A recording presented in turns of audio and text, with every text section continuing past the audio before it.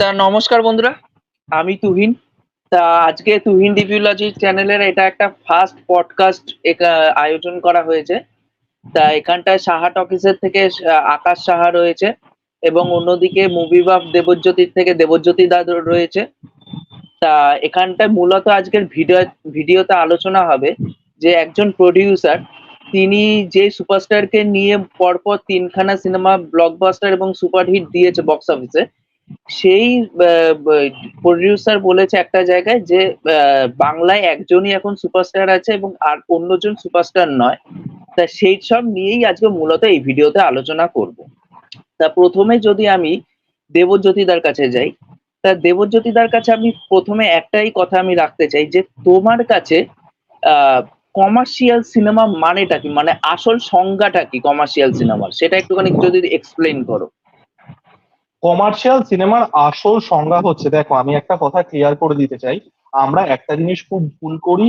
Commercial সিনেমাটাকে আমরা as a movie genre interpret করি, যেটা কমার্শিয়াল সিনেমা কোনোদিনই নয়। একটা সায়েন্স ফিকশন সিনেমা বা একটা রোমান্টিক কমেডি সিনেমা, সেগুলোর মধ্যে একটা সার্টেন ক্যারেক্টারিস্টিক্স থাকে যে এইগুলো হলে একটা সায়েন্স ফিকশন সিনেমা বা একটা সাইকোলজিক্যাল থ্রিলার বা একটা রমকম, যাই হোক। Commercial cinema it's totally dependent on market place. এবার মার্কেট প্লেস জিনিসটা কি? মার্কেট প্লেস জিনিসটা প্রচন্ড পরিমাণে একটা র্যাপিডলি চেঞ্জ হতে থাকা জিনিস, বিশেষ করে ভারতবর্ষের মতো দেশে, যেখানে যেহেতু এটা একটা ডেভেলপিং ইকোনমি, তো র্যাপিডলি চেঞ্জ হতে থাকে মার্কেট প্লেসটা। তো এই মার্কেট প্লেসটাকে সব থেকে ডিপ লেভেলে পেনিট্রেট করতে পারবে যে সিনেমা, সেটাই কমার্শিয়াল সিনেমা। সেটা যে কোনো সিনেমা হতে পারে, সেটা অ্যাকশন হতে পারে, সেটা কমেডি হতে পারে, সেটা ফ্যামিলি ড্রামা হতে পারে, সেটা মাইথোলজিক্যাল হতে পারে। বাট একটা মার্কেট প্লেসে একটা সার্টেন ডেমোগ্রাফিককে সব থেকে ডিপলি যে সিনেমা পেনিট্রেট করতে পারবে, সেটাই কমার্শিয়াল সিনেমা। এবং এই জিনিসটাকে আমরা ভুল ভাবে ইন্টারপ্রিট করি। আকাশ, তোমার কাছে কমার্শিয়াল সিনেমা মানেটা কি, একটু যদি তুমি এক্সপ্লেইন করে বলো। ধন্যবাদ তুহিন, প্রথমে তোমার চ্যানেলে আমাদেরকে ইনভাইট করেছো। তাই তো কমার্শিয়াল সিনেমার সংজ্ঞা দেবজিতের সাথে অবভিয়াসলি আমি একমত, এবং দেবজিৎ আমার মনে হয় যে সিনেমা নিয়ে ওর যে ঘাটাঘাটি, ওর যে পড়াশোনা, অবভিয়াসলি আমরা শুধুমাত্র সিনেমা দেখি, সিনেমা রিভিউ করি, এইটুকুই আমাদের কাজ, কিন্তু দেবজিৎ সিনেমা নিয়মিত রিসার্চ করেন। তো এটা সবচেয়ে বড় প্রাপ্তি, মানে আমাদের কমিউনিটির কাছে সব থেকে বড় প্রাপ্তি। দেবজিৎ এসে রিভিউ করছে, কমিউনিটির আলোচনা করছে। তো কমার্শিয়াল সিনেমা, দেখো আমি বুঝি কমার্শিয়াল সিনেমা বলতে এটুকু যে যেখান থেকে মাল আসবে, মাল্লু আসবে, বাস্তব কথা মাল্লু আসবে ভাই, ঠিক আছে। যদি এটা কিন্তু অ্যাকচুয়ালি সাহা, একটু ইন্টারাপ্ট করছি, ওই ইয়ার্কি মেরে কথাটা বললে, এটাও কিন্তু একটা খুব strong definition. End of the day monetary যে বেনিফিটটা, এটা কিন্তু মানে it actually makes a lot of sense. একদম। ধরো আজকে আমার মনে হচ্ছে যে আমি একটা ইন্ডাস্ট্রির মধ্যে কিছু নতুন ধরনের করার চেষ্টা করব, ঠিক আছে, কিন্তু সেই নতুন ধরনের করার জন্য আমার কাছে তো ভাই টাকা দরকার।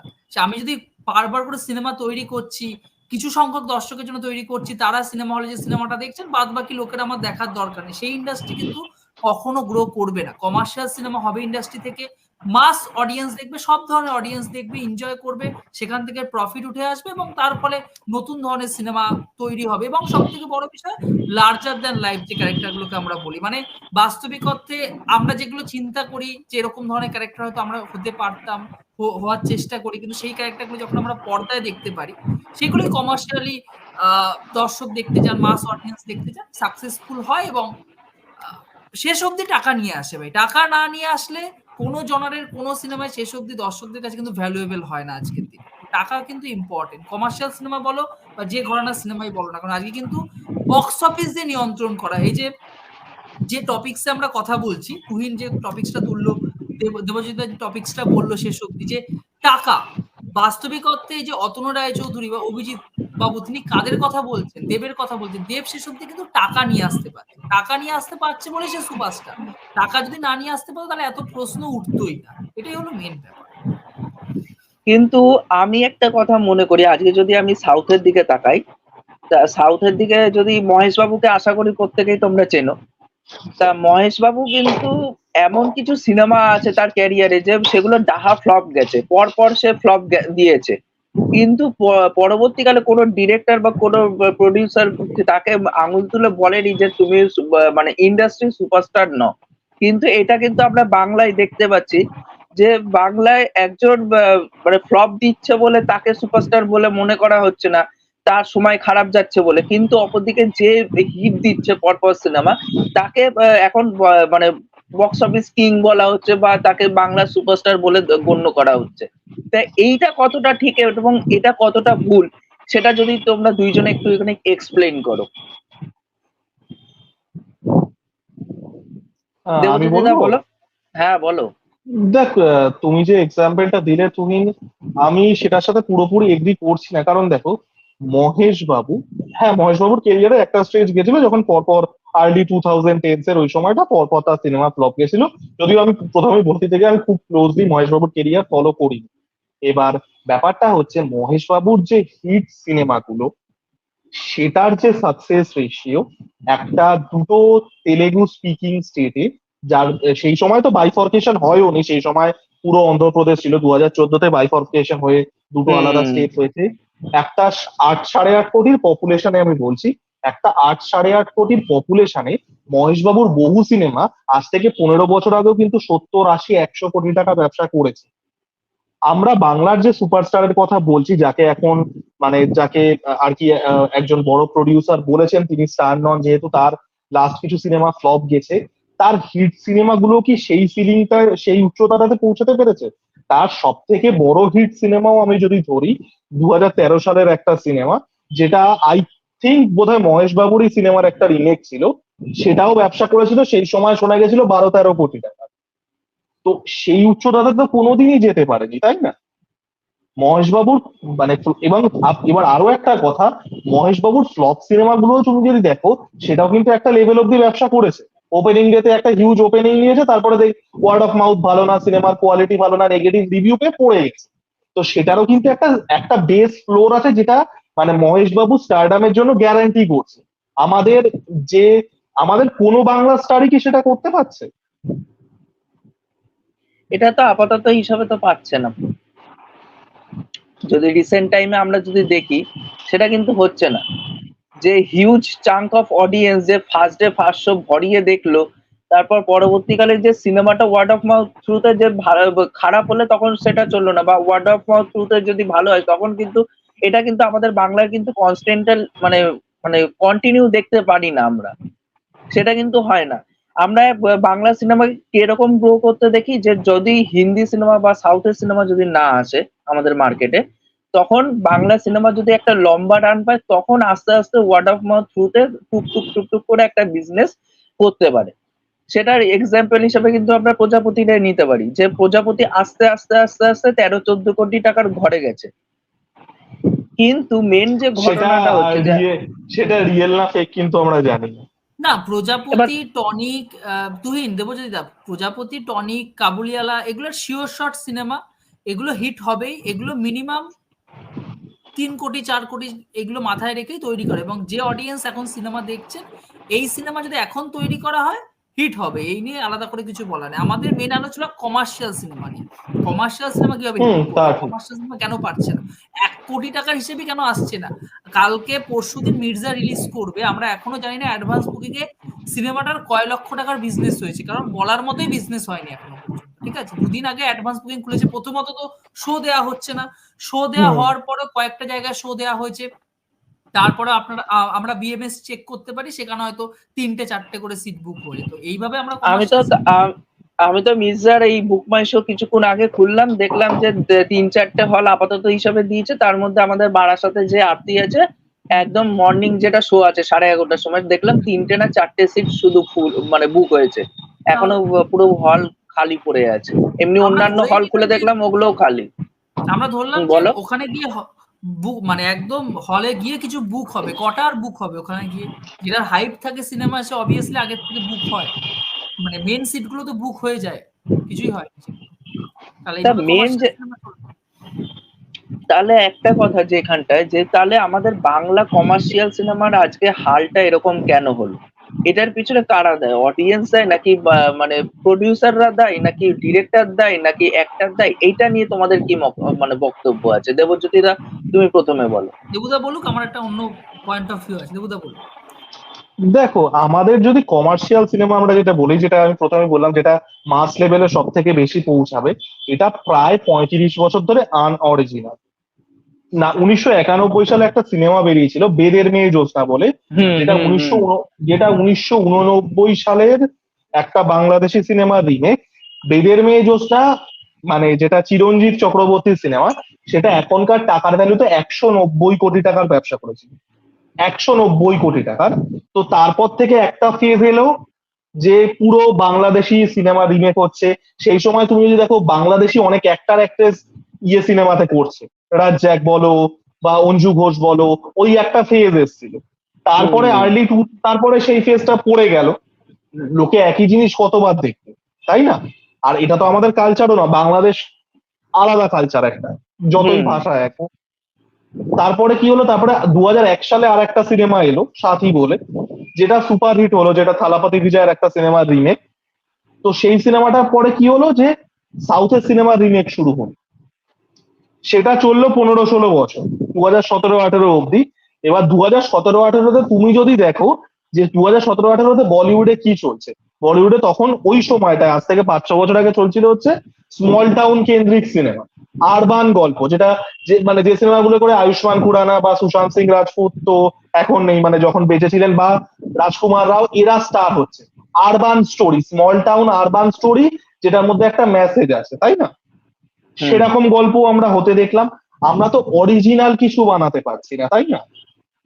আমরা যদি বরাবরই দেখো, আমি যদি আগের ছেলেটার থেকে টুকে, মানে ধরো পরীক্ষায় আমরা পরপর দুজন বসলাম, আমি আগের ছেলেটার থেকে টুকে একটা পরীক্ষায় ভালো নাম্বার পেলাম, পরের পরীক্ষায় যদি আমাকে অন্য জায়গায় স্যার পাঠিয়ে দেয়, আমি পরীক্ষায় ফেল করব। কারণ কি? কারণ আমি তো জিনিসটা শিখিনি। সেই ছেলেটা পেরে যাবে, কারণ কি? সেই ছেলেটা তো নিজে ওয়ার্কআউট করেছে ট্রায়াল এবং এররের মাধ্যমে। সে তো কোনটা ওয়ার্ক করে মার্কেট প্লেসে দর্শকের কোনটা ভালো লাগবে, সেটা তো সে ওয়ার্কআউট করেছে, তাই না? সেটা তো বাংলা সিনেমা করতে পারেনি 35 বছর ধরে। বাংলা সিনেমা কি করেছে, যখন যেটা চলেছে, বাংলাদেশি হোক, হিন্দি সিনেমা হোক, তামিল তেলেগু সিনেমা বহু বছর ধরে হোক, তারা যেটা ওয়ার্ক করেছে তারা সেটাকে পুরো ফ্রেম টু ফ্রেম রিমেক করে গেছে। এবার এই রিমেক করার ফলে কি হচ্ছে, তোমার তো অরিজিনাল কন্টেন্ট প্রডিউস করার এবং মার্কেট প্লেসটাকে বুঝে, অডিয়েন্সকে বুঝে, একটা অডিয়েন্স কি চায় সেটা তো তুমি ওয়ার্কআউট করতে পারছো না। আজকে তামিল সিনেমা কেন রিইনভেন্ট করতে পেরেছে, তেলেগু সিনেমা কেন রিইনভেন্ট করতে পেরেছে? তারা সেই সময় অরিজিনাল বানিয়েছিল সেই সময়কার মার্কেট প্লেস হিসেবে। তারপরে যখন মার্কেট প্লেস চেঞ্জ হয়েছে, তারাও চেঞ্জ করে সেই অনুযায়ী কন্টেন্ট বানিয়েছে। তুমি তো দেখে বানালে, তুমি তো ট্রায়াল এবং এররের মাধ্যমে শিখছো না। এবং এটা তো চলছে প্রায় 35 বছর ধরে। আকাশ। দেখো, আমি খুব সিম্পল, দেবজিৎ খুব ভালো বলেছে, অবভিয়াসলি আমি সহমত। আমি তিনটে পয়েন্ট অফ ভিউ বলবো, তিনটে পয়েন্ট বলবো। প্রথম হলো 2010-12 সালের পরবর্তী সময় থেকে, 12 সাল 14 সালে এই সময় পরবর্তী থেকে যে সিনেমাগুলো থেকে রিমেক করা হতো, মেন যে সিনেমাগুলো থেকে রিমেক করা হতো সাউথের আর কি, রাজ চক্রবর্তী বা অন্যান্য ডিরেক্টররা করতেন আর কি, রাজা চন্দ্রর মতো ডিরেক্টররা করতেন, বাবা যাদব এরা করতেন। তো সেই সিনেমাগুলো মেন ভাষায় মানে বাংলা ভাষায় কিন্তু আমাদের এখানে ডাব করে রিলিজ করা হতো। বিভিন্ন চ্যানেলগুলো রয়েছে, জলসা মুভিজের মতো চ্যানেলগুলো তখন উঠলো, জি বাংলা সিনেমা, সেখানে কিন্তু ডাব ভার্সন গুলো আসলো। ফলত দর্শকদের কাছে সাউথ ইন্ডিয়ান সিনেমাগুলো কিন্তু হাতের মুঠোয় চলে আসলো। ঠিক সেই সময় নেটফ্লিক্সের ওঠা শুরু, নেটফ্লিক্স, পরবর্তীকালে অ্যামাজন প্রাইমের মতো ওটিটি প্ল্যাটফর্ম গুলো আসছে। ওটিটি প্ল্যাটফর্ম গুলো আসার ফলে আমার সেকেন্ড পয়েন্ট যেটা আসবে সেটা হলো, দর্শকের কাছে না একটা শ্রেণীর একটা কি বলবো, একটা জনারের কাজ বারবার করে দর্শকদেরকে ঘা দিতে লাগলো, একটা জনারের কাজ দর্শকদেরকে বারবার করে আঘাত করতে লাগলো। যখন করোনা চলছিল তখন থ্রিলার ধর্মী যে কাজগুলো ছিল বা মার্ডার মিস্ট্রি, এই ধরনের কাজগুলো কিন্তু বেশি পরিমাণে আমরা দেখতে পাচ্ছিলাম ওটিটি প্ল্যাটফর্মে আসলো। এবার যদি হইচইয়ের কথা বলি, হইচই আসার পরে না পুরো ফ্যামিলি অডিয়েন্সকে তারা নিজেদের দিকে করে নিলেন। হইচই যে ধরনের কাজ করে, তারা কিন্তু মেনলি তাদের কাজই হলো এই যারা সিরিয়াল দেখে বা এলিট ক্লাসের যারা সম্প্রদায়ের মেয়েরা মহিলারা রয়েছেন আর কি, তাদেরকে কবজা করা। ফলত তারা ওই ঘরানার ছবি, ওই ঘরানা সিরিজ দেখতে একটু অভ্যস্ত হয়ে পড়লেন। সিরিয়ালও তাই দেখেন, ওটিটি প্ল্যাটফর্মে সিনেমার পর মানে তারা ভাবেন যে ছোট পর্দায় তারা একই জিনিসই দেখছে। ফলত ওই যে কমার্শিয়াল সিনেমার যে ব্যাপারটা, ওটা কিন্তু কোথাও গিয়ে সরে যেতে থাকলো। এবং থার্ড পয়েন্ট যেটা বলবো সেটা ইম্পর্টেন্ট, যে এত কিছুর মধ্যে এসে রাজনীতি, রাজনীতি কিন্তু বাংলা কমার্শিয়াল সিনেমা যেটুকু জায়গা ছিল, এই যে আজকে আমরা দেখতে পাচ্ছি এসবিএফ এর মতো বড় প্রোডাকশন হাউস চেঙ্গিসকে রিলিজ করতে দিচ্ছে না, মানুষকে রিলিজ করতে দিচ্ছে না, বাঘা যতীনের শো কেড়ে নিচ্ছে, মির্জাকে আসতে দিচ্ছে না। তো ফলত তাদের রাজনীতি কিন্তু গোটা বিষয়টা যেটুকু একটু সম্ভাবনা ছিল সেটাও কিন্তু ছিটকে ফেলে দিল। আর এই হলো আমার পয়েন্ট অফ ভিউ, যে কমার্শিয়াল সিনেমা কেন আস্তে আস্তে হারিয়ে গেল। এবার দেখো, আমি একটা কথা তোমাদেরকে বলতে চাই। আমি যখন ক্লাস 10-এ পড়তাম, তো 10-এ না, সরি 11-এ পড়তাম, তখন আমি মানে জুনিয়র আর্টিস্টের কাজ হতো না ইন্ডাস্ট্রিতে, যে ভিড়ের মধ্যে থাকতে হবে, হিরো মারপিট করছে ওখানটায় দাঁড়িয়ে থাকতে হবে। তা আমি জুনিয়র আর্টিস্টে তখন কাজ করতাম প্রাক্তন সিনেমাতে, যেটা উইন্ডোজের সিনেমা, ওই প্রোডাকশনের হাউসের একটা সিনেমা প্রাক্তন, ওইখানটাও আমি জুনিয়র আর্টিস্টের কাজ করছি। এরকম ছোটখাটো টুকটাক সিনেমাতে কাজ করেছি। তাই এটা আমরা জানতাম তখন না। তুমি এটা কখনো আমি বলো নিকুন। এটা আমি 2011 সালে করতাম, কিন্তু আমার বাড়ির থেকে পারমিট করলো না। তার একটাই কারণ, আমার মা ওই বাড়িতে ঢুকতে রাত্রির 11টা 12টা 1টা এরকম সময় ঢুকতাম। আবার অনেকদিন 2-3 দিন বাড়িতে ঢুকতে পারতাম না, ওখানেই থেকে যেতে হতো। এর জন্য আমার মা পারমিট করলো না, কারণ সামনে উচ্চ মাধ্যমিক ছিল। যার জন্য আমি বেশি দিন করিনি, আমি 2-2.5 মাস করে ছেড়ে দিয়েছি। তা তখন একজনের সাথে দেখা হয়েছিল, উনি অ্যাকচুয়ালি স্পট বয়, ঠিক আছে। তা তখন সে আমাকে একটাই কথা বলেছিল, তখন আস্তে আস্তে মানে কমার্শিয়াল সিনেমার মার্কেটটা পড়ে গেছে, আর এই ফ্যামিলি ঘরানার সিনেমাগুলো জায়গা করে নিতে শুরু করছে। তখন একজন বলেছিল আমায় যে দাদা, আমি জিজ্ঞেস করেছিলাম যে তুমি কি অন্যান্য কোনো কমার্শিয়াল সিনেমাতে শুটিং করতে দেখেছো কিনা? আর তখন বাচ্চা বয়সের যা জিনিস হয়। তা তখন বলেছিল যে দাদা, আস্তে আস্তে না এই কমার্শিয়াল সিনেমার মার্কেটটা পড়ে যাচ্ছে, কারণ এটা এখন রিমেকের মার্কেটটাও পড়ে গেছে, যার জন্য কমার্শিয়াল সিনেমাও সেইভাবে ওভারফ্লো করে এখন এটা রেডি হয়ে রিলিজ করতে পারছে না। যার জন্য এই আস্তে আস্তে দেখবা এই ফ্যামিলি ঘরানার দিকে, আরবান সেন্ট্রিক সিনেমাতে সবাই ঢুকে যাবে। কিন্তু মেন যে সমস্যাটা হয়েছে, যে আমাদের পেটে লাথিটা পড়ে গেল। তার একটাই কারণ, আমরা এখন আগে যেরকম বড় ইউনিট নিয়ে কাজ করতে পারতাম, আমরা কিন্তু সেইখানটা এখন স্বল্প পরিসরে কাজ করতে হচ্ছে। আগে টেকনিশিয়ান যদি 10টা দরকার হতো, এখন সেই জায়গায় কমিয়ে 3জন চলে আসছে। তার একটাই কারণ, 4 দেওয়ালের ভিতরে গল্পটা রেডি করা হচ্ছে। তাই একটা জিনিস আমি দেখেছি যে অঙ্কুশ কিন্তু বারে বারে এই মির্জার প্রমোশনে কিন্তু একটাই কথা বলে এসেছে, যে আমি এই সিনেমাটাকে তৈরি করেছি, আমার মাধ্যমে আরো 10টা লোক করে খেতে পারলো। সেই জায়গায় দাঁড়িয়ে কিন্তু একটা ইন্ডাস্ট্রিতে কিন্তু কমার্শিয়াল সিনেমা এটা কিন্তু এটা খুবই দরকারি। ইয়াশও বলেছিল, যখন সেন্টিমেন্টাল করেছিল তখনও বলেছিল যে যারা হ্যাঁ। ফাইট মাস্টার রয়েছে, হুম জুডো হুম রামোর মতো, হুম আমরা জানি একসময় চ্যালেঞ্জ যারা ফাইট মাস্টার ছিলেন উনি, তো তারা কিন্তু অবভিয়াসলি আবার করে খাচ্ছে, তাদের আবার আনন্দের সময়, কারণ তারা এমনও দিন গেছে আমি জানি যে তারা কিন্তু আলু পটল বিক্রি করেছে, কারণ তাদের কাছে কোনো কাজ ছিল না, কোনো কাজ ছিল এই না। যে এই সব যে আলু করোনা পটল ধ্বংস করে দিয়েছে। এই যে আলু পটল বলতে মনে পড়লো একটা কথা। পার্থ সারথীকে হয়তো তোমরা প্রত্যেকেই চিনবে। ওই দেবের সিনেমাতে বেশিরভাগ বন্ধুর পাঠ করতো, ওই লে ছক্কাতে কানু বলে যে ক্যারেক্টারটা ছিল, হ্যাঁ, ওর ইন্টারভিউ হ্যাঁ মেন দেখেছি। হ্যাঁ মেন পয়েন্টে যার বল লাগতো বারে বারে। তা কানু এখন, সরি, পার্থ সারথী এখন দেখবে যে দিদি নাম্বার 1-এ এসে ওই মানে একটা ওয়ার্ডকে আকার ভঙ্গি করে বোঝাতে হবে অন্য একজনকে, যে সে ওয়ার্ডটা কি হবে সেটা গেস করে তাকে বলতে হবে।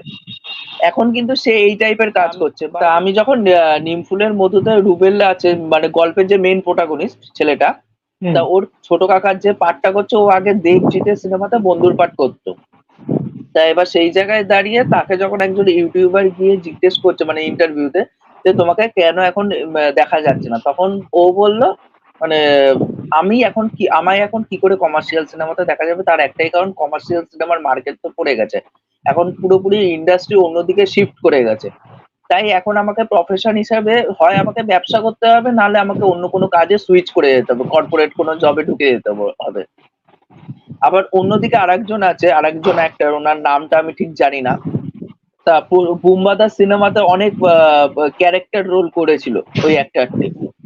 তা আমি ওই 2-4 বছর আগের একটা ঘটনা বলছি। একজন ইউটিউবার এরকমই সাক্ষাৎকার নিতে গেছিল ওনার। তা তখন উনি এখন নাকি মাছ বিক্রেতা হয়ে গেছে, এখন মাছ কাটে। কিন্তু আমরা যদি এখন সাউথের দিকে তাকাই, সাউথের দিকে কিন্তু এখনো কিন্তু প্রত্যেকটা যারা বন্ধুর পাঠ করতো বা ছোট ছোট ক্যারেক্টার রোল করতো, তারা কিন্তু এখনো পর্যন্ত কিন্তু অভিনয় করছে। ভ্যানিলা কিশোর আছে, ব্রহ্মাজি আছে, ব্রহ্মানন্দম আছে, এরকম কিন্তু অনেক ছোট ছোট অভিনেতারা আছে। মেনলি টিকেই আছে কমার্শিয়াল সিনেমার উপর। ওদের যে উত্থান যেটা গোটা প্যান ইন্ডিয়া লেভেল, এটা কিন্তু মেনলি কমার্শিয়াল সিনেমার জন্য, এবং ওদের কমার্শিয়াল সিনেমাটাই মেন ফোকাস। আমি বলছি না ওদের থ্রিলার ঘরানার সিনেমা, মার্ডার মিস্ট্রি নেই, আছে, কিন্তু লোক ওদেরকে চেনে প্যান ইন্ডিয়া লেভেলে কিন্তু কমার্শিয়াল সিনেমার জন্য। ওটা ওদের জোর, মেনলি জোর। তার মাঝে কান্তারার মতো ছবি অবভিয়াসলি বেরিয়ে যায়, সেটা আলাদা বিষয়। তাই এই যে এই জিনিসটা আমরা দেখি, তারপর আমরা যদি অন্যদিকেও যদি আমরা দেখি যে তোমার কেরালার দিকেও কিন্তু আমরা যে বলি না বাংলা সিনেমা খুব উন্নত বা কিছু, কিন্তু কেরালার দিকে যদি আমরা তাকাই, কেরালার থেকে কিন্তু অনেক ভালো ভালো সিনেমা কিন্তু রিসেন্ট টাইমে উঠে আসছে। আমি মূলত তামিল এবং তেলেগু সিনেমাগুলো বেশি ফলো করতাম আগে, কিন্তু রিসেন্ট টাইমে আমি কেরালার সিনেমাগুলো ফলো করা শুরু করেছি। যেরকম কান্নুর স্কোয়াড আছে, তারপর ব্রহ্মা ইউগাম আছে, প্রেমালুর মতন সিনেমা এই বছর কিন্তু কেরালার বক্স অফিসে কিন্তু ভালো ভালো সিনেমা মানে হিট খাচ্ছে, ব্যবসা সফল সিনেমা। হীরেমতি স্বর্ণজ্যোতি চ্যানেলের থেকে স্বর্ণজ্যোতি আমাদের সাথে এখন অ্যাড হয়ে গেছে। তা আমাদের এখন কথাটা মেন যেই জায়গাটা বক্তব্য চলছে যে বাংলা কমার্শিয়াল সিনেমার আসল স্টার কে, এবং কমার্শিয়াল সিনেমার যে আসল কি মানে কমার্শিয়াল সিনেমা বলতে আমরা কি বুঝি, সেই টপিকেই আজকে মূলত এই ভিডিওতে কথাবার্তা হচ্ছে। হয়তো হ্যাঁ, হ্যালো। ভাই আচ্ছা, শুনতে স্বর্ণজ্যোতি এতক্ষণ স্বর্ণজ্যোতি আমাদের মধ্যে ছিল না, আমাদের মধ্যে ছিল মানে বেঁচে ছিল, মানে ইয়েতে ছিল না, ভিডিও কলে ছিল না। তো স্বর্ণজ্যোতি জয়েন করেছেন আমাদের। তুই তুই নিম ফুলের মধু নিয়ে বলছিলিস, ওটা বল। যে সাইড ক্যারেক্টার যারা ছিল তারা কমার্শিয়াল সিনেমাতে যেহেতু ইকোসিস্টেমটা কাইন্ড অফ কোল্যাপস করে গেছে, তো সেহেতু যে মানে একটা জবের ক্রাঞ্চ তৈরি হয়েছে, যারা পার্শ্ব চরিত্র অভিনয় করতেন একটা সময়, হয়তো অনেক সিনেমা করেছেন। তো তুই যেটা বলছিলিস তোর দৃষ্টিভঙ্গিটা না। আমি কোথা থেকে স্টার্ট করব, তাহলে কি নিম ফুলের মধুর থেকেই আবার স্টার্ট করব? হ্যাঁ, না না না, প্রথম থেকে স্টার্ট করার কিছু হয়নি। না, অ্যাকচুয়ালি আমার লাইটটা গেছে, প্লাস বাড়িতে অ্যাকচুয়ালি কিছু গেস্ট ফেস্ট এসছে, সমস্ত কিছু মিলিয়ে আমি বেশ ইয়ে হয়ে পড়েছি। দেখ, কমার্শিয়াল ফিল্মের ইতিহাস বাংলাতে যদি বলিস, তাহলে আমি একটা মানে খুব সিম্পল একটা কথা বলি, আমি ছোটবেলাতে খুব এলিট ছিলাম ভাই। আমি বাংলা কমার্শিয়াল ফিল্ম খুব কম আমি ফলো করেছি, ঠিক আছে? মানে ওই দেবের কিছু বাছা বাছা নয়, আমাদের জিদ্দা যে রয়েছে তার খুব মানে প্রসেনজিৎ আর মিঠুন চক্রবর্তীর ফিল্ম তো আমি দেখিনি, আমার কার্টুনের মতো লাগতো ওগুলো, ঠিক আছে? যে কোনোদিন পুরো বসে দেখা ধৈর্য নিয়ে সেসব কোনোদিন করিনি। কলেজ লাইফে খিল্লির জন্য একবার দুবার দেখেছি, ব্যাস অত অব্দি।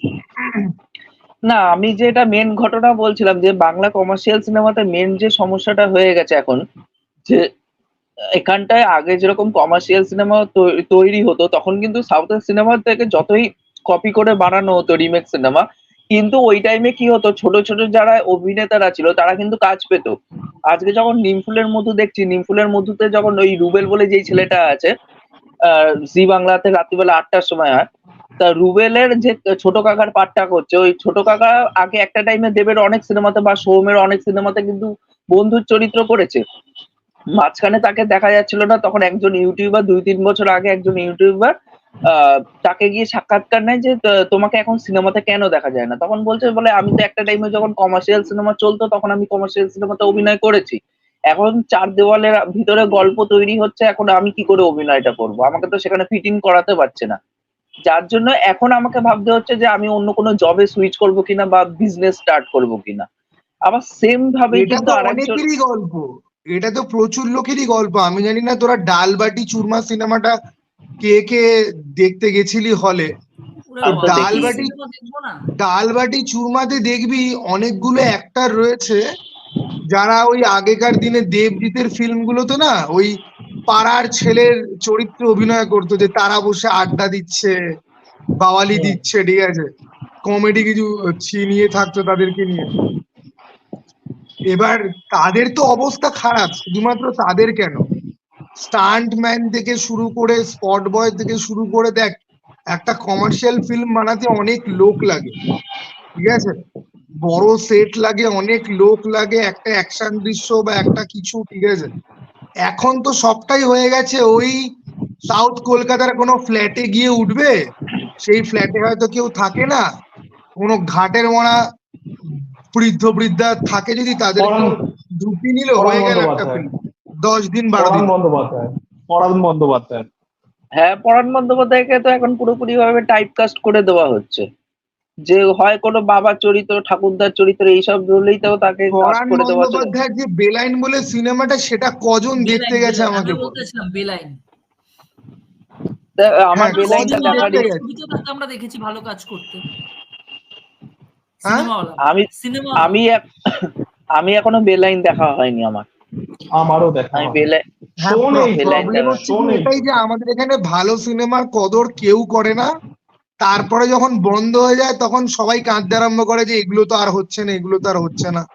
শোন, Bangla cinema, Bangla commercial cinema, Bangla cinema টপিকটাই না, মানে রিয়েলি বলবো কি, মানে ওই একটা জিনিস আছে না যে তুই পাতিলেবু তুই কত কচলাবি, মানে this is the dead hmm, industry, ঠিক আছে?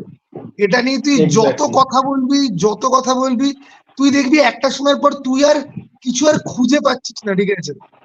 একটা ফালতু ভাটের একটা ইন্ডাস্ট্রি, যেটা এক সময় মহান ছিল, সেটা এখন মানে কি বলবো, মানে কিছু লোক নষ্ট করতে করতে এখন তো শেষ করে দিয়েছে, ঠিক আছে? তো আমি আমি রিয়েলি বলছি, মানে আমাদের এই ডিসকাশন গুলো দর্শকের জন্য খুব এনজয়েবল হতে পারে, বাট বাংলা সিনেমা নিয়ে কথা বলতে মানে রিয়েলি বলছি, মানে আমার ভেতর থেকে একেবারেই ইচ্ছা ডিপ্রেসিং, করে না, কারণ কিছু নেই। ডিপ্রেসিং তুই লাগে। কি বলবি? তুই তুই অঙ্কুশের ফিল্মটার অবস্থা দেখ না, অঙ্কুশের ফিল্মটার খালি অবস্থা দেখ। আমরা যে সেটা নিয়ে আলোচনা করছিলাম এতক্ষণ ধরে, যে অ্যাডভান্স বুকিং হ্যাঁ, অবস্থা হ্যাঁ, খুব খারাপ, নেই কিছু হ্যাঁ, অ্যাডভান্স কমার্শিয়াল খুব বুকিং, সিনেমা খারাপ কি, তো। হ্যাঁ। নেই ইভেন কি অ্যাডভান্স আমি বুকিং তোকে নেই, বলে দিচ্ছি, শূন্য। আমাদের এখানে দুমুখ লোকজন কত কত রয়েছে। এই যে অঙ্কুশের ফিল্মকে একটা বড় প্রোডাকশন হাউস, তারা নাকি শো পেতে দিচ্ছে না, হ্যান ত্যান, সেই নিয়ে সবাই ভিডিও বানিয়ে ইউটিউবে এসে হিরো সেজে হয়ে গেল। তো এবার সেই প্রোডাকশন হাউস তাদের সেই ফিল্মের জন্য ইনভাইটেশন পাঠিয়েছে, সেখানে সবাই দেখতেও গেছে মুখ উঠিয়ে। এখন কেউ কেউ তো ভিডিও বার করে দিয়েছে।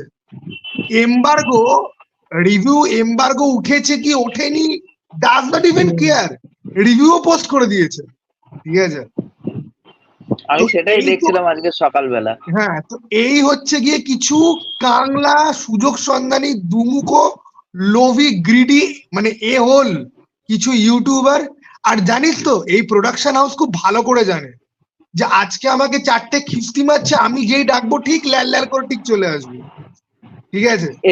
এর জন্যই তো এখন ওদের বাংলা ইন্ডাস্ট্রিতে একটা মনোপলি চলছে, যেটা কিন্তু আমরা হ্যাঁ, কিন্তু চলছে অনেক তো। বছর, দেখ, যেটা কিন্তু আমরা মনোপলি যে চলছে না না, দেখ, মনোপলি যে চলছে সেটা আমি অ্যাকচুয়ালি বলতে পারি না, কারণ প্রত্যেকটা মানে অঙ্কুশের নিজের প্রোডাকশন হাউস আমি বাদও যদি দিই, বনি সেনগুপ্তর মতো অ্যাক্টরেরও নিজস্ব প্রোডাকশন হাউস আছে। প্রোডাকশন হাউস খোলা হচ্ছে কি বাংলা স্টারদের কাছে সব থেকে ইজিয়েস্ট কাজ। এদের সিনেমা চলে না, পয়সা কোথা থেকে আসছে যে প্রোডাকশন হাউস খুলে নিচ্ছে, ঠিক আছে? তো আচ্ছা, কিছু জিনিস আছে শোনো, আমরা আমি কোনোদিন তোকে তল পাবো না এগুলো। আমি একটা ছোট্ট করে ইন্টারাপ্ট করছি। ওয়ার্ল্ডের প্রত্যেকটা মুভি ইন্ডাস্ট্রি হাতে গোনা কয়েকটা মানে প্রোডাকশন হাউসই চালায়। হলিউডেও তো 5টা মেজর স্টুডিও, 6টা ছিল, ফক্স কে তো ডিজনি কিনে নিল 2019 সালে। দেখ, মনোপলিটা ফ্যাক্ট। আর বাংলাতে মনোপলি নেই, উইন্ডোজ আছে, ডিইভি যেটা মানে দেব এন্টারটেনমেন্ট ভেঞ্চার্স আছে, গ্রাসরুটস এন্টারটেনমেন্ট আছে, 4-5টা যথেষ্ট প্রমিনেন্ট প্রোডাকশন হাউস। তো ক্যামেলিয়া ভালো কাজ করছে, মানে আপ টু অ্যান এক্সটেন্ট। তো মনোপলি বলা যায়। না, মেন ঘটনা হচ্ছে প্রথম দিকে যখন তারা উঠছিল, তারাও কিন্তু একটা টাইমে মার্কেটে স্ট্রাগল করছিল। যখন উইন্ডোজ হুম, উঠছে বা দেব উঠছে, তখন কিন্তু তারা নানা রকম ভাবে নানাভাবেই কিন্তু সরব হয়েছে। আজকে তাদের সিনেমা বক্স অফিসে চলছে, আজকে তারা বক্স অফিসে একটা সাকসেস এনে দিতে পারছে বলে আজকে তাদের সিনেমা একটা ভালো শো পাচ্ছে, মোটামুটি একটা ভালো শো পাচ্ছে। কিন্তু এই মানে যেই নতুন প্রোডাকশন উঠুক না কেন, তাদের কিন্তু একটা মনোপলি চলে, টুকটাক হলেও মনোপলি চলে, এটা কিন্তু দেখতে পাবা। স্বর্ণ দেখ, কোথায় গেল আবার? স্বর্ণ বেরিয়ে গেছে। বলো যেটা বলছিলে। দেখ, মনোপলি বলতে তুই যেটা বলতে চাইছিস, হ্যাঁ, একটা সার্টেন পিরিয়ড অফ ডমিনেন্স আছে, সেটাকে মনোপলি বলা যায় না। মনোপলি ব্যাপারটা দেখ, আমার বক্তব্যটা হচ্ছে এসবিএফ, আমি নাম করেই বলছি, এসবিএফ তো এই ইকোসিস্টেমটাকে সাস্টেইন করতে পেরেছে। আমরা ব্যাপারটা কি বলতো, it's very easy to make a stage. আমরা ঠিক আছে, এসবিএফ এর যা বিজনেস পলিসিস আছে সেগুলো প্রিডেটরি বিজনেস পলিসি, সবার থাকে, সব বড় প্রোডাকশনে। ডিজনির যদি আমি এখন কেচ্ছা খুলে বসি, মানে ক্রাইম পেট্রোলের এপিসোড হয়ে যায়। তো ব্যাপারটা দেখ, হচ্ছে, ডিজনি ওয়ার্নার ব্রাদার্স ঠিক আছে, ওয়ার্নার হ্যাঁ, ব্রাদার্স ওকে, মানে ওয়ার্নার ব্রাদার্স এর আগে লোগোটা যখন সিনেমার পর্দাতে আসতো না, মানে ভেতর থেকে একটা ফ্যান বয়, ভেতর থেকে একটা খুশি বেরিয়ে আসতো। এখন ওয়ার্নার ব্রাদার্স এর লোগো দেখলে পরে আমার ভেতর থেকে মানে গালাগাল, ঠিক আছে, জিঘাংসা বেরিয়েছে, ঠিক আছে। ওয়ার্নার ব্রাদার্স এর মতো কোরাপ্টেড কোরাপ্টেড স্টুডিও দুনিয়াতে আর দুখানা থাকতে পারে না। আর অ্যাভেঞ্জার যারা প্রডিউসার মানে প্রডিউস করছে যারা, তাদের কথা তো আমি ছেড়েই দিচ্ছি, তাদের তো আলাদাই ব্যাপার। কিন্তু তাও অ্যাভেঞ্জার যারা প্রডিউস করছে না, তাদেরকে আমি কিছুটা হলেও ভালো বলবো এই জন্যই যে তারা এতটা ক্রুয়েল নয়, এবং তাদের কাছে না তাদের অডিয়েন্স কি বলছে সেটার একটা স্টে আছে। ওয়ার্নার ব্রাদার্স হচ্ছে গিয়ে যে দেখতে পাচ্ছে অডিয়েন্স হাত থেকে বেরিয়ে যাচ্ছে, অডিয়েন্স রিভল্ট করছে, অডিয়েন্স রোগ ফ্যান বেসে পরিণত হয়ে গেছে, স্টিল ওয়ার্নার ব্রাদার্স তার নিজের সিদ্ধান্ত থেকে সরবে না তো মানে না।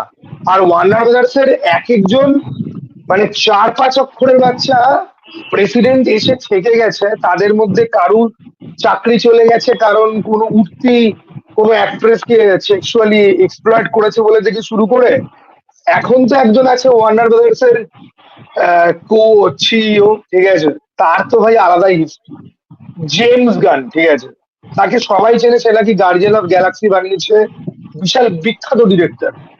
এরকম লোকেদের বেঁচে থাকাই উচিত না।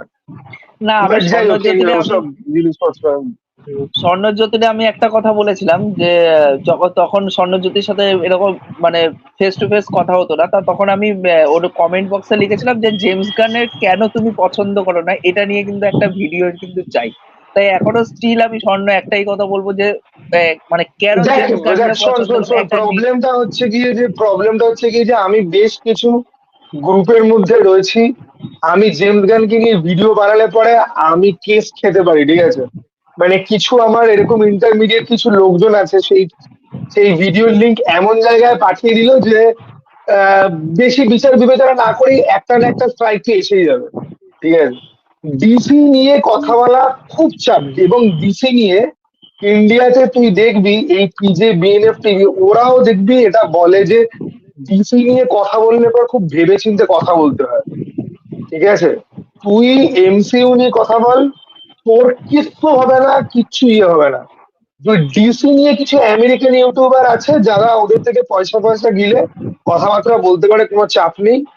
আর জেমস গান, ঠিক আছে, মানে জেমস গান মানে আমি মানে সিরিয়াসলি বলছি, আমি যদি এই পৃথিবীতে কোনো মানুষকে সব থেকে বেশি ঘেন্না যদি করি, এবং কারণ সঙ্গত, ঠিক আছে, এরকম না যে অকারণে, ঠিক আছে, এবং এর ব্যাপারে আমি যা যা ইনফরমেশন জানি, ঠিক আছে, যে এই লোকটা যদি মানে এরকম যদি কোনো নিউজ আছে না যে চলে গেছে, ঠিক আছে, ওয়ান নেই, হি ইজ গন, আমি ফেসবুকে লিখবো যে feeling happy with infinity others, ঠিক আছে। ওর মতো নোংরা লোক খুব কমই আছে, সেই জন্য ডিসি নিয়ে কথা বলা খুব চাপ, বিশেষ করে জেমস গানকে নিয়ে, ঠিক আছে। এবার কিছু লোক আছে মুখ উঠিয়ে চলে আসবে, না James Gunn guardian of Galaxy বানিয়েছে, তাদের উদ্দেশ্যে আমি একটাই কথা বলি যে না থাক, তোর পডকাস্টে আমি গালাগাল দেবো না, ঠিক আছে। অজ্ঞ লোকেরা অনেক কথাই বলে।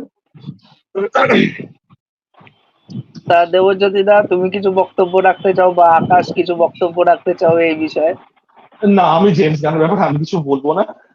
আমার যেটা বক্তব্য সেটা হচ্ছে, দেখ, it is very easy to create a narrative surrounding SBF, যে চলো এসবিএফ এর জন্য হল পাচ্ছে না এন্ড অল দ্যাট। ভিক্টিমহুডের ন্যারেটিভ তৈরি করা খুব সোজা, খুব সোজা। আমাকে এটা দিল না, আমাকে ওটা দিল না, আমি সুযোগ পাচ্ছি না, হল দিচ্ছে না, শো দিচ্ছে না। এসবিএফ এর জন্য তো ইন্ডাস্ট্রি ইকোসিস্টেমটা কিছুটা হলেও সার্ভাইভ করেছে। আজকে যদি শো দিয়ে দেওয়া হয় তাহলে কি সিনেমা চলবে তার কোনো গ্যারান্টি আছে? আমাদের একজন বাংলার বড় সুপারস্টারের তার 300-র ওপরে সে শো পেয়েছিল তার লাস্ট ছবি, আমি নাম করেই বলছি, মানুষ সিনেমাটা 320টা শো পেয়েছিল। বিজনেস কত করেছে? হল তো পেয়েছি। ব্যাপারটা হচ্ছে এই ভিকটিমহুড এর ন্যারেটিভ তৈরি করে তো তোমার হালে পানি আসবে না, তাই না? এন্ড অফ দ্য ডে একটা ইন্ডাস্ট্রিতে বহু মানুষের জীবিকা নির্বাহ থাকে, তুমি যদি সেই রেভিনিউটা জেনারেট না করে দিতে পারো, তোমার যদি সেই ফাইন্যান্সটা ট্রিকল ডাউন করে একটা বড় মানে top of the line producer director একটার থেকে শুরু করে একটা স্পট বয় বা ইয়ের সামনে যে যে লোকটা ছোলা ভাজা বিক্রি করে একটা সিনেমা হলের সামনে, পুরো যে ইকোসিস্টেমটা আছে সেটা যদি ট্রিকল ডাউন না করে, তাহলে সেটা কিসের ইন্ডাস্ট্রি? তুই যে পয়েন্টটা বললি জিতের চেঙ্গিজ আর রাবণ যথেষ্ট ভালো, মানে যথেষ্ট ভালো বিজনেস করেছে, এবং সেই জন্যই তার পরের সিনেমাটাকে যেটা ফ্লপ হয়েছে সেটা কিন্তু অতগুলো শো পেয়েছে। এবার ওই সিনেমাটা যে লোকে একদম রিজেক্ট করবে, লোকে একদম যাবে না দেখতে, এটা কেউই অ্যান্টিসিপেট করতে পারেনি। একে তো সিনেমাটা এসেছে খুব বাজে একটা উইন্ডোতে, সিনেমাটার প্রচারও সেরকম ভাবে হয়নি। এবার এই প্রচার হয়নিটা জিতের নিজের যে প্রোডাকশন হাউস যেখানে ওর সিনেমাগুলো তৈরি হয় সেগুলোর কিছু ফল্ট আছে, ঠিক আছে, মানে সেগুলো খুবই, ওরা ট্র্যাডিশনাল ওয়েতে চলছে, সমস্ত কিছুই ভালো, বাট আজকের দিনে না নিজের নিজের যে ওয়ে অফ ওয়ার্কিং সেটাকে চেঞ্জ করতে হয়। অ্যাডাপ্টিবিলিটি না থাকলে পরে তুমি এই কম্পিটিশনের মার্কেটে সার্ভাইভ করতে পারবে না। জিতের নিজের যে মানে অ্যাটিটিউডটা আছে, সেই অ্যাটিটিউডটা কাইন্ড অফ ট্রান্সপায়ার হয় যে প্রোডাকশন কোম্পানির ক্ষেত্রে।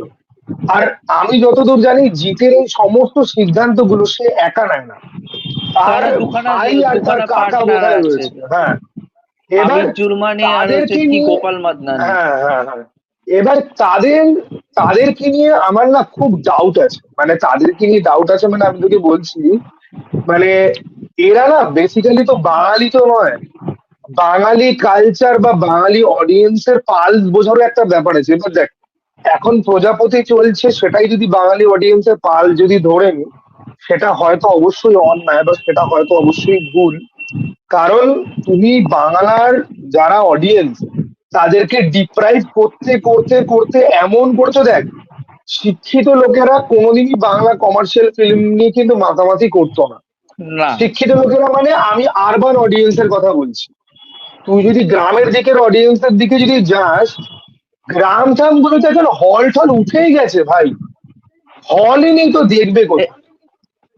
বাঁকুড়া, বীরভূম, বর্ধমানে হল নেই। ওকে, আমি একটা কথা বলতে চাই এখানটায়, একটা কথা ছোট্ট। আমি পুরুলিয়াতে 2 বছর আগে ঘুরতে গেছিলাম, ঠিক আছে, 2022-এর টাইমে। যখন আমি পুরুলিয়াতে ঘুরতে যাই, ওখানটা SBF এর একটা সিনেমা হল আছে। তা আমাদের যে ড্রাইভার ছিল, ড্রাইভারকে আমি জিজ্ঞেস করছিলাম যে তোমাদের এখানে মানে সিনেমা কি এখন দেখো সেইভাবে তোমরা? বলে যে কি করব বলুন দাদা, একটা টাইমে যখন দেবজিতের সিনেমা বা অন্য টাইমে যখন প্রসেনজিতের সিনেমা হতো, তখন আমাদের এখানে তাও মোটামুটি একটা সিঙ্গেল স্ক্রিন ছিল।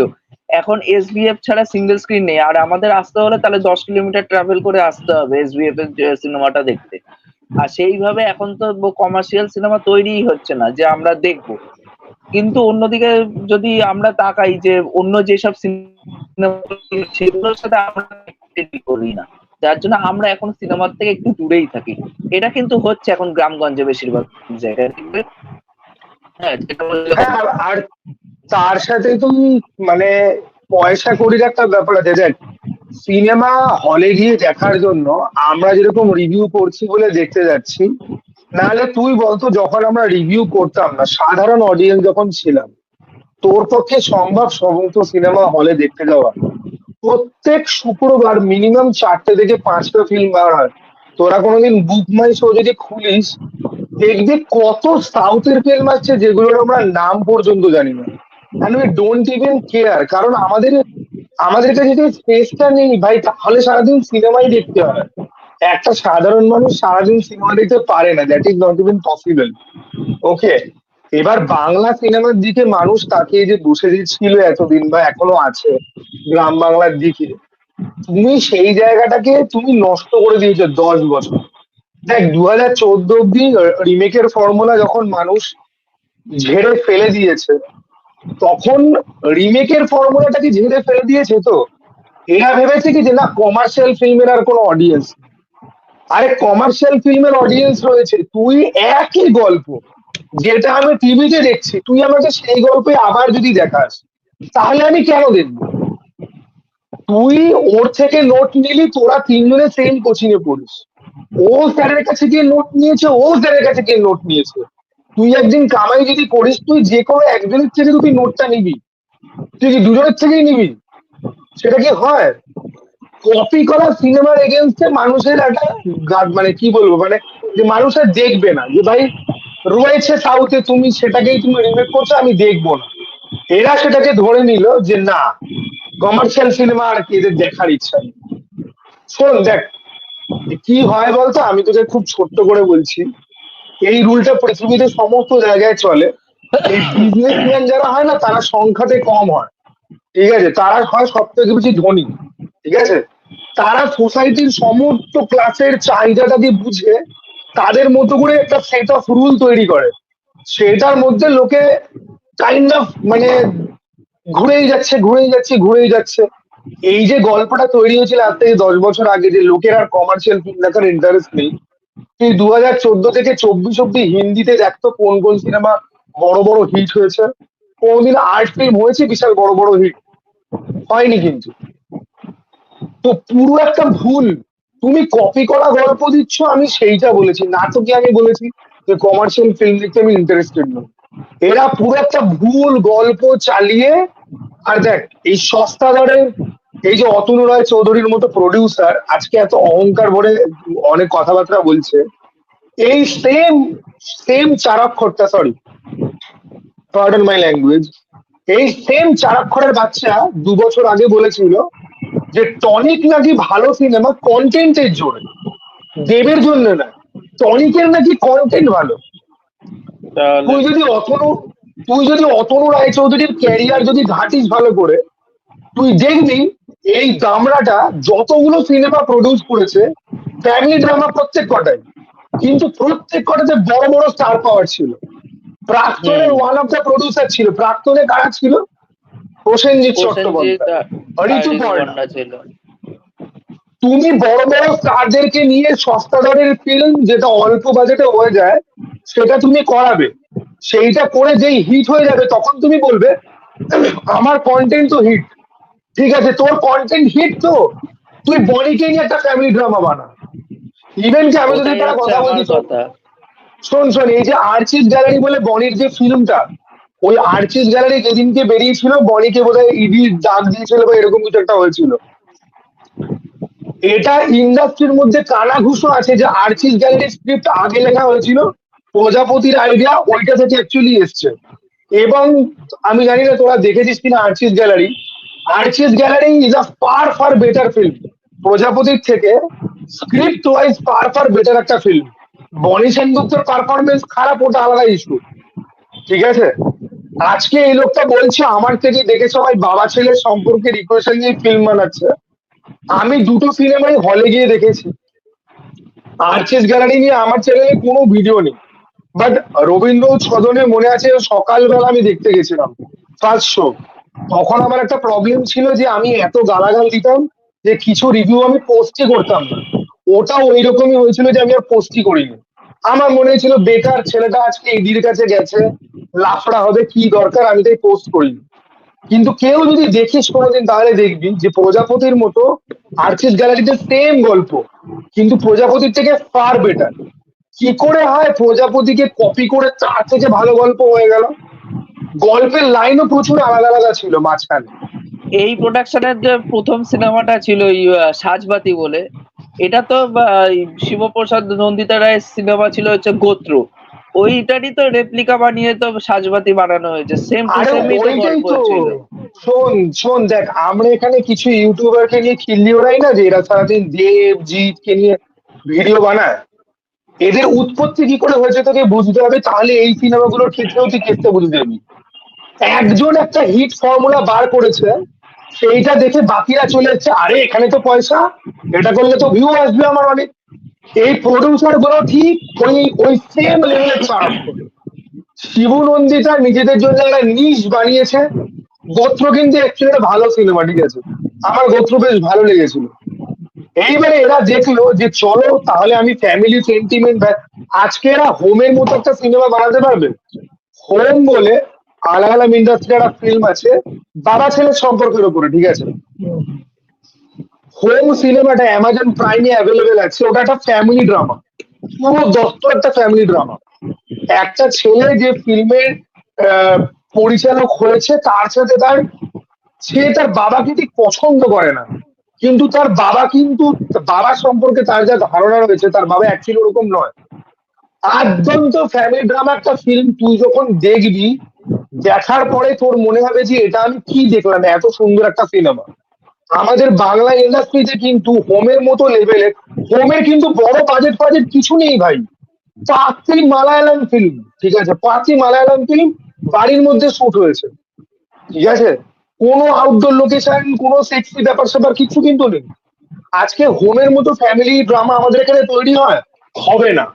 কেন হবে না? কারণ এরা শুধু ফ্যামিলি ড্রামা তৈরি করছে না, কিন্তু এই ওই যে শিবমন্দিরে যা দেখিয়েছে ওইটাকেই আমি দেখাবো। ফ্যামিলি ড্রামা কিন্তু অনেক জনরের হতে পারে।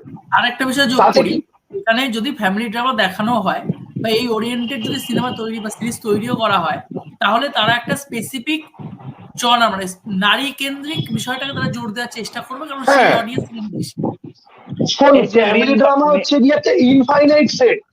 ফ্যামিলি ড্রামা একটা ইনফাইনাইট সেটের মধ্যে একটা জিনিস, তুই এখানে অনেক অ্যাঙ্গেলে তুই খেলতে পারিস। কোন সিনেমাতে ছেলেকে নিয়ে গল্প হতে পারে, কোন সিনেমাতে মেয়েকে নিয়ে, কোন সিনেমা মা বাবা, অনেক রকমের গল্প হতে পারে।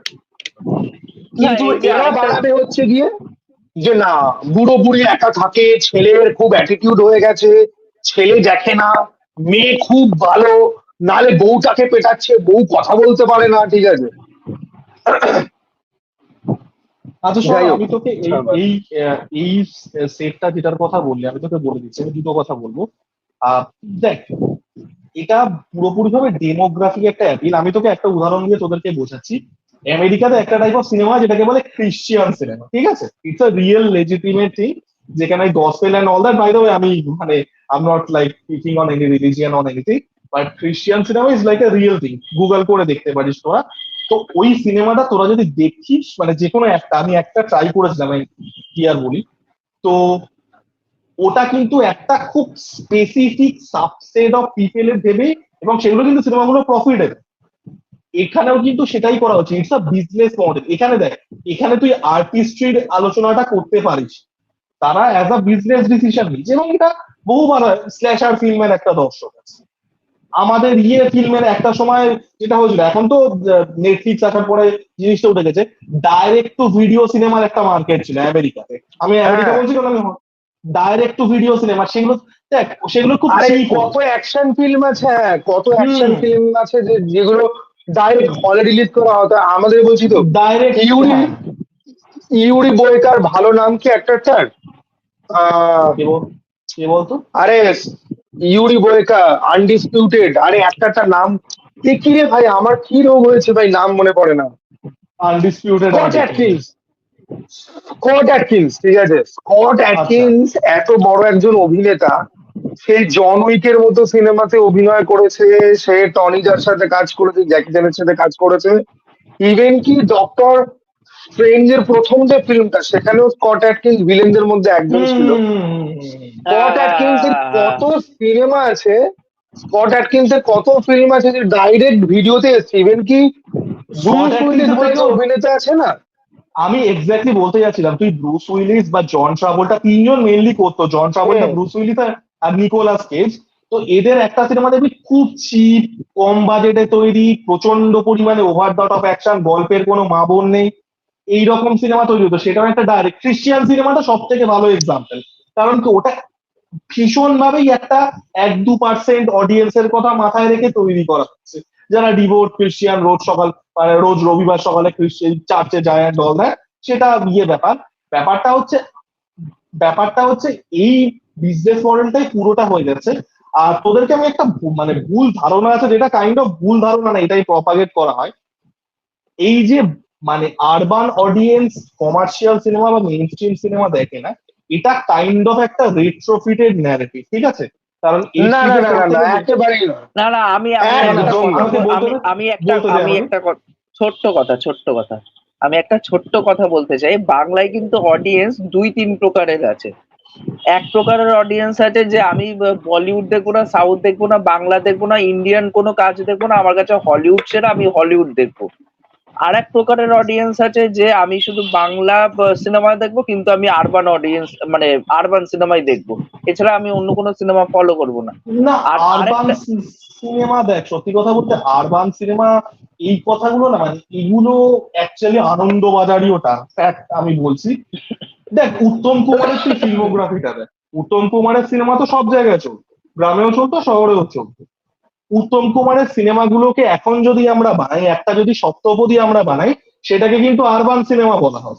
কারণ সেটাতে একটা তারাশঙ্কর বন্দ্যোপাধ্যায়ের উপন্যাসের একটা অ্যাডাপ্টেশন। নিশিপদ্ম, আমার রাইটারের নাম এক্ষুনি মনে পড়ছে না, সেটাও একটা অ্যাডাপ্টেশন। উত্তম কুমারের বেশিরভাগ মরুতীর্থ হিংলার এক্সপেরিমেন্টাল সিনেমা বলা হবে, তা সেগুলো তো গ্রামের মানুষ দেখেছে। তো অ্যাকচুয়ালি যখন আমরা ভালো কন্টেন্ট বানিয়েছিলাম, আমি ওই জন্যই রেট্রোফিটের গিয়ে বললাম, যখন ইন্ডাস্ট্রিটা পড়া শুরু করলো, লোকে বললো হ্যাঁ আরবান অডিয়েন্স আমাদের দেখে না, তাই জন্যই। উত্তম কুমারের সিনেমাগুলো কি ছিল? সেগুলোর মধ্যে কি ইন্টেলিজেন্স ছিল না?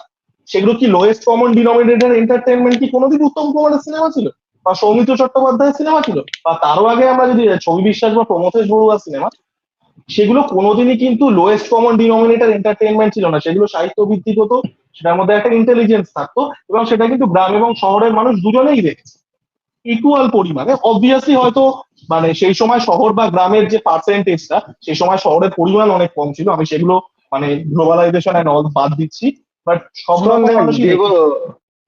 দেখ দেবজিৎ, আমি তোকে সরি ফর দ্য ইন্টারাপশন, তোকে আমি এখানে না না, যে বল কথাটা বল। বলবো, তখন অডিয়েন্সদের যে মানসিকতা ছিল, উত্তম কুমারের সময় অডিয়েন্সের যে মানসিকতা ছিল, এখন অডিয়েন্সের অনেক ইভলিউশন হয়েছে ভাই।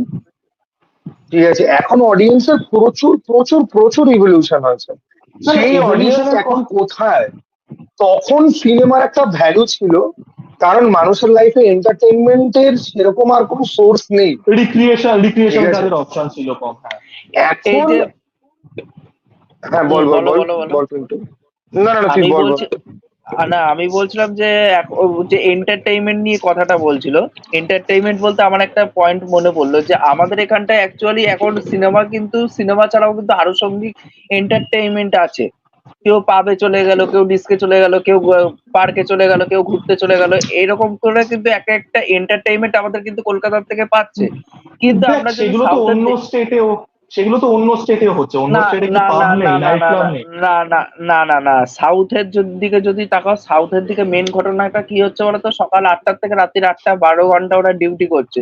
ডিউটি করার পর ওরা কি করছে যে ওরা এন্টারটেইনমেন্ট হিসেবে সিনেমাটাকে বেছে নিচ্ছে, যার জন্য দেখবে না যে না না ওদের না না ওখানটা না না না না না, একেবারেই না, একেবারেই না। না না আমি আমি যেখানটা আমি থাকতাম আমি তামিলনাড়ুতে। আমি আমি সাউথে ছিলাম, আমি তো সাউথে আমি তো ছিলাম, জানি এরকম ব্যাপার তুমি নয়। তো ঠিক কর্ণাটকে আছে, ছিলে। না আমি তামিলনাড়ুতে থাকতাম, আমার তামিলনাড়ুতে মেন হচ্ছে ওখানকার লোকেরা হচ্ছে এন্টারটেইনমেন্ট হিসেবে আবার সিনেমাটাকে ওরা বেছে নিত, যার জন্য ওদের ওখানে আর্লি না মর্নিং দেখ, শো তুই রাখা যেটা হতো বলছিস, বেশিরভাগ। তুই তুই যেটা বলতে চাইছিস, সেটা হচ্ছে কি, সেটা আবার অ্যাকচুয়ালি একটা ট্রু ফ্যাক্ট। সিনেফাইল লোক যদি বলতে হয়, সাউথে যত লোক রয়েছে যারা সিনেমা দেখতে ভালোবাসে, মানে তোরা কোনোদিন বুক মাই শো কলকাতাতে গিয়ে তোরা খালি দেখবি তামিল তেলেগু এমন এমন সব সিনেমা, যেগুলো তুই পোস্টার দেখিস নি, নামও জানিস না, হিরোকেও চিনিস না, কিন্তু বার হচ্ছে।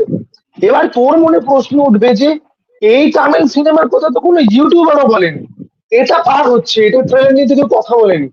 ওদের ওখানে ফিল্মের মার্কেট বিশাল বড় ভাই। ঠিক আছে, এবং ওখানকার লোকজনের মতো সিনেমা, মানে সিনেমা দেখাটা ওদের কাছে একটা ধর্মের মতো। ঠিক আছে, হুম মানে রিলিজিয়াস কাজের মতো।